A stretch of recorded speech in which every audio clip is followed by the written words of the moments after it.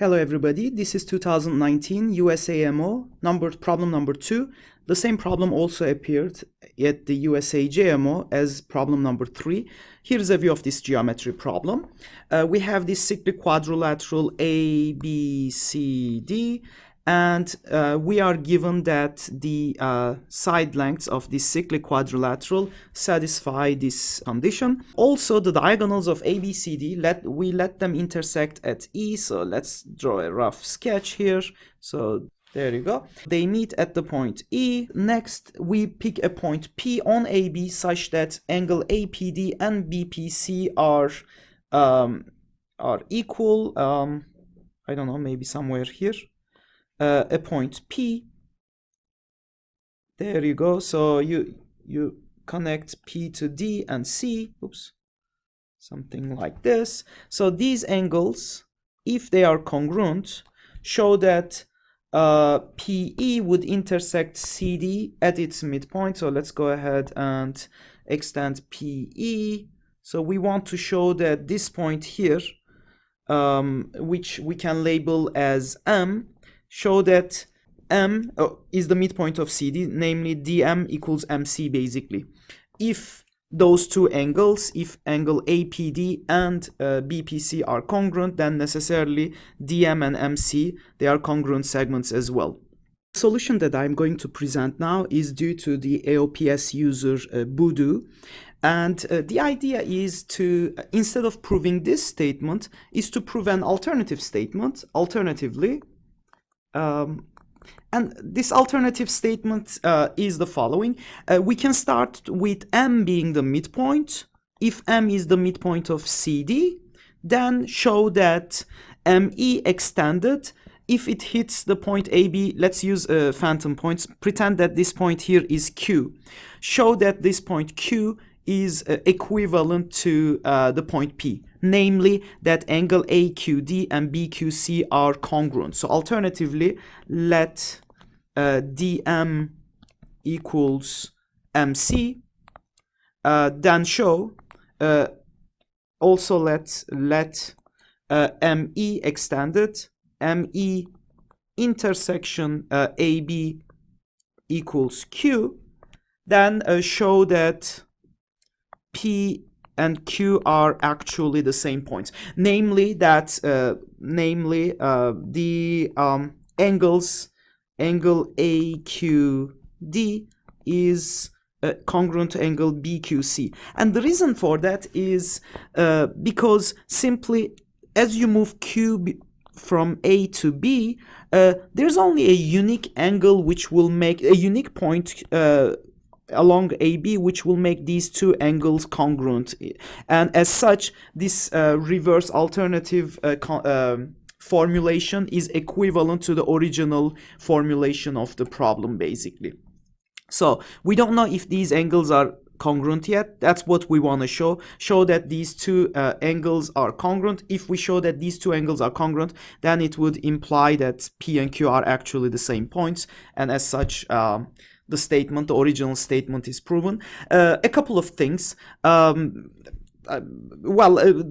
main idea, I think, which is behind this whole problem and the solution is, I think, the fact that we have a bunch of similar triangles here. For instance, this angle is congruent to this angle, and similarly, this one is congruent to that one. So as a result, let me write that down here. Triangle AEB is similar to triangle DEC. Similarly, for instance, you can have a look at, let me use a different color, maybe this one. It is clear that this angle is congruent to this angle. And in a similar way, this angle is congruent to that one. And as a result, we have another pair of similar triangles. For instance, a triangle, I'll make use of this one, DAE is similar to triangle CBE. Now, the reason that I brought those similarities, and especially the very first one, is that The line ME obviously is a median of triangle DEC, and because these angles are alternate, so they are vertical angles. For instance, I don't know how to decorate them. I need to come up with a different color maybe. Hold on. Let's make use of gray color. So this angle is congruent to this one. Noticing that these vertical angles, what I can do is I can flip the triangle DEC, reflect it across the point E onto the other side, such that, for instance, I would get this, pretend this is the point D prime, and this one is the point C prime. So in a sense, I just reflected this across the point E. So what happened is these two triangles are congruent. So they are similar triangles, because remember earlier we established these two angles are the same. So you have the same angle here, and this angle is the same here. So therefore these two segments, BC and C prime D prime, are parallel. What happens to ME afterwards? So ME would go somewhere, I don't know, maybe like not necessarily the same point, but somewhere here, let's say. So what I'm saying is this angle will be also the same angle, and as a result QE is in reality is a symmedian line of triangle ABE. Do you guys see that? And from there we can use the well-known line segment results related to the symmedian line. But for the time being, let's assume that we don't know that fact. If you know that fact, most of the results is much simpler to prove. But for the time being, let's assume that we don't know that fact, and we can still try to prove the results without making use of that. So let me go ahead and just get rid of all this thing. Oh gosh, I can't even get rid of this. So pretend this doesn't exist. Let's just get rid of all this drawing. I don't need that. So we will just follow just the similar triangles and try to, without knowing the fact that QE is a symmedian line, which it is, of triangle ABE, because it is a reflection of the median across the angle bisector. Life would have been, like I said, significantly easier, but still, just using an alternatively, we will be making use of something called the ratio lemma to actually prove the same result. So let me remind you of that lemma, and then we can directly dive into the problem. So the ratios lemma is basically a generalization of the angle bisector theorem. So if you have a triangle, and suppose that this angle here is alpha and beta here, not necessarily congruent. So you have triangle ABC, and let's label this point here as D. Then what I can do is I can find the ratio of BD to DC simply by relating the DC, by simply relating the areas of ABD, triangle ABD, and triangle ACD. And for that, I will make use of a well-known area formula, namely 1/2. ABD is just 1/2 of AB times AD times sine of angle alpha. And this one is 1/2, the second one, ACD, is just 1/2 AC times AD times sine of angle beta. And here clearly the ADs cancel, the 1/2s cancel, and the remaining, okay, so so therefore there are two alternative formulation which we will use both of them actually. So BD over DC, one formulation says this is simply equal to AB times sine of alpha divided by AC times sine of beta. That's one way. Or alternatively, we can just isolate sine alpha over sine beta. Sine alpha over sine of beta is simply equal to BD times AC, all divided by DC times AB. So both formulations are correct. So the ratio BD to CD is simply equal to AB to AC, and by the way, if these two angles were congruent, these signs would be equal and they would cancel, and that would be exactly the angle bisector theorem. But on top of it, we have also sine alpha over sine beta as well. Similarly, sine alpha over sine beta is just BD times AC divided by CD times AB.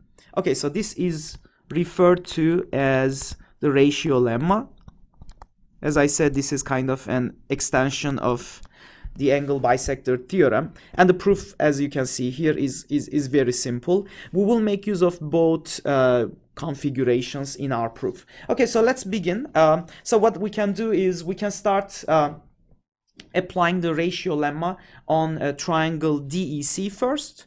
So let's start with let's use another color maybe. So let's have green color.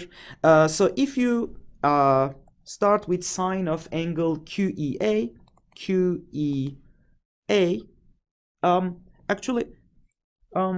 yeah, okay, so check this out. Sine of angle QEA divided by sine of angle QEA, QEB, let's say, QEB, this is simply equal to sine of angle QEA, vertical angle, these two are vertical angles, is the same as sine of angle MEC, MEC divided by QEB is just sine of angle MED, sine of angle MED, and now applying the ratio lemma, sine of angle MEC, and then MED, MEC to MED is simply equal to MC times ED, just from the formula that we have just proven, divided by MD times EC. But earlier we established that MC and MD are congruent. We start with MC and MD congruent, and we want to prove these two angles are congruent, right? So these two are equivalent. So an ED over EC. But now I can employ this similarity here. So ED over EC is ED to EC is simply equal to EA over EB. EA over EB. So that's a first result. Now, secondly, let's use a similar type of argument, applying the ratio lemma on triangle AEB this time. And this time I will make use of this similar triangles. So namely QA to QB. Let's have a look at this distance. QA to QB. Obviously that's equal to EA, again using the ratio lemma, times sine of angle AEQ divided by EB times angle sine BEQ, and that's equal to sine AEQ divided by sine BEQ. AEQ, BEQ, we have just proven in the first result that this is just a EA over EB. So, but we already have an EA over EB, and further this sine ratio of sines is also equal to EA over EB. So that's just EA square over EB square. But then, making use of this similar triangles, we just realized that EA over EB, for instance, EA here over EB is the same thing as AD over BC. So this is just AD over BC square, AD square over BC squared. Okay, so this equation follows from ratio lemma. This one follows from the first result here, result 1, and this one follows from these similar triangles here.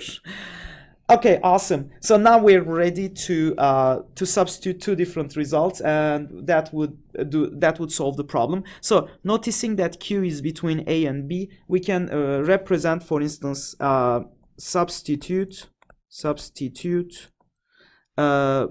say for instance QB with, replace QB as AB minus QA, AB minus QA. And also now let's make use of this initial condition early on given in our the problem, and BC square equals AB square minus AD square minus AD square. If we substitute these two onto this number 2 here, what we have just found, QA over QB being equal to AD square over BC square. So what we would get is QA over QB. Let's we can replace, let's make use of a different color. So QA over QB here is simply equal to replacing QB with AB minus QA. We would get QA divided by AB minus QA. And technically this is supposed to be equal to AD square over BC square, but BC square we can replace it with this monster. AD square over BC square is replaced with AB square minus AD square. Okay, so this is very ugly already.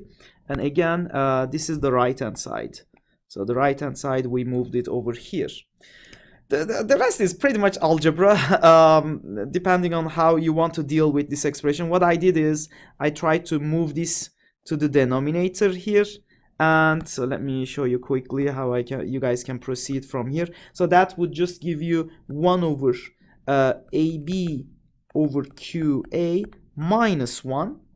And that's simply equal to, still we have the same expression on the right hand side. Let's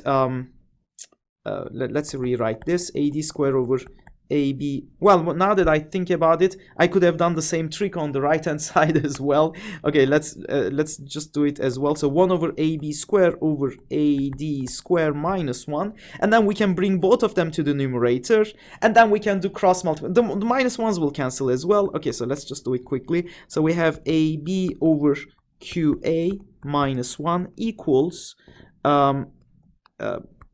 after taking the reciprocal of both sides, AB square over AD square minus 1. The minus 1's cancel. The AB on the left side cancels with the square here.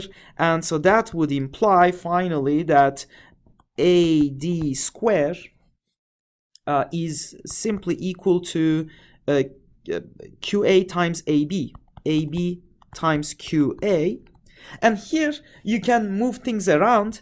For instance, from here, this would imply that we can rewrite this as AD over AB is equal to QA over AD. But combining this with the fact that angle, say, DAB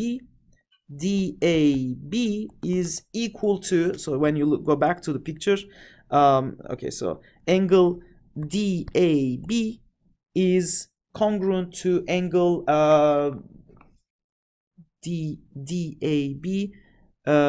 Yeah, so for instance, QAD, right. DAB and QAD, they represent the same angle here, QAD. And you guys can see why I'm doing this, right? What I claim is this will give us a new pair of similar triangles. So therefore, we get triangle DAB. DAB is similar to triangle QAD, and as a result, lastly, that would imply that angle AQD is congruent to angle ADB because those two triangles are similar. AQD, ADB, yes. Whew.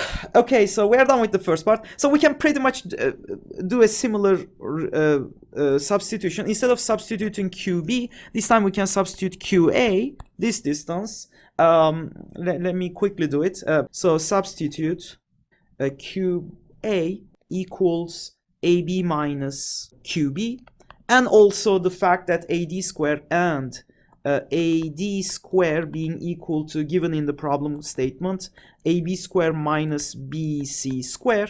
So if you substitute these two into this expression number 2 again, so this time QA on the numerator is replaced with AB minus QB, and on the right hand side, this time the numerator is being replaced. So let me keep that expression on top. So therefore, 2 would imply, so this second, so QA is replaced with AB minus QB divided by still QB, let's keep QB, equals, on the right hand side, AD square would be replaced with AB square minus BC square, all divided by the denominator is still BC square. But then we can again do a similar trick here. We can split these as ratios AB over QB minus QB over QB, which is 1, and then AB square over BC square minus BC square over BC square, which is also 1. The 1's cancel, the square here cancels with the AB. So as a result, we get that BC square is equal to AB times QB. And again, we can rearrange this to write it as, for instance, BC over AB. BC over AB is equal to QB over BC. And combining it with the fact that angle, for instance, CBA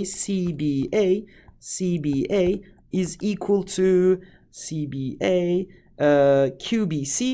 QBC, and this is true, right? So if you look at angle CBA is clearly equal to QBC. They are the same. They both represent the same angle here.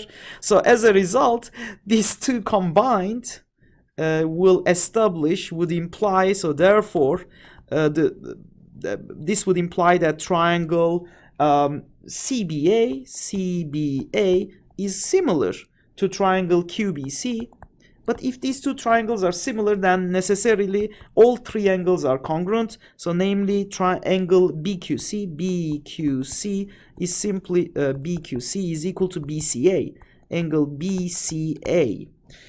Whew. And finally, now we just realized that angle ADB, we started with the fact that angle ADB is equal to angle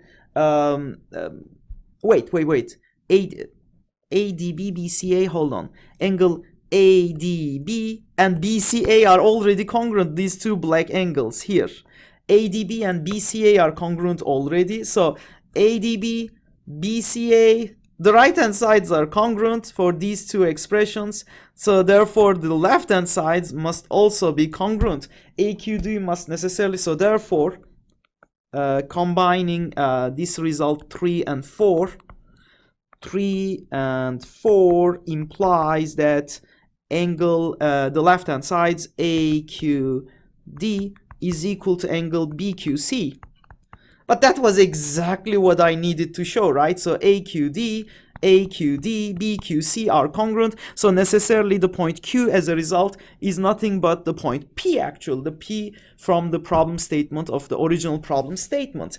And the reason, like I said earlier, these angles monotonically increase and decrease as I move Q to the left and Q to the right. As such, there's only a unique position where these two angles are, a unique point alongside segment AB, which will make these two angles congruent. And as such, if P is such an angle, such a point, Q, which has the same property, must necessarily agree with P, so they must be the same point.